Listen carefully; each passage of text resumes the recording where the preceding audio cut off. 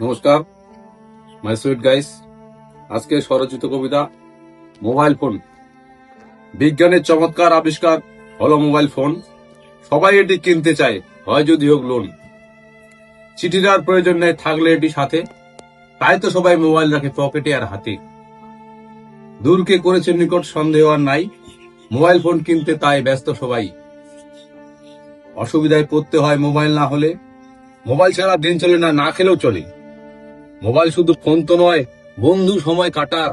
আর যত বেশি পয়সা দেবেন ততই পাবেন বেটার। খেলা, খবর, গান বাজনা, শিক্ষা, সিনেমা, অদ্ভুত রকম কত কিছু, সবকিছু রমরমা। সঙ্গী সঙ্গিনী খুঁজিতে মোবাইলে জুড়ি নাই, মোবাইল ছাড়া এক মুহূর্ত চলে না রে ভাই। ভালো মন্দ সবকিছু মোবাইলেতে পাবে, চাকরের মতো কাজ করে এটি যখন যেটি চাবে। ব্যাংকিং, শপিং, বিয়ে, প্রেম সব মোবাইলেতে হয়, তাই উচ্চস্বরে বলো সবাই, জয় মোবাইলে জয়। মোবাইল হলো বন্ধু, আবার মোবাইল হলো ওরি, এতেই কেহ জীবন পায়, কেহ যায় মরি। মোবাইল ছাড়া চলা মুশকিল, কেমন কেমন লাগে, মোবাইল নিয়ে বয়স্ক মেনু প্রেমের ইচ্ছা জাগে।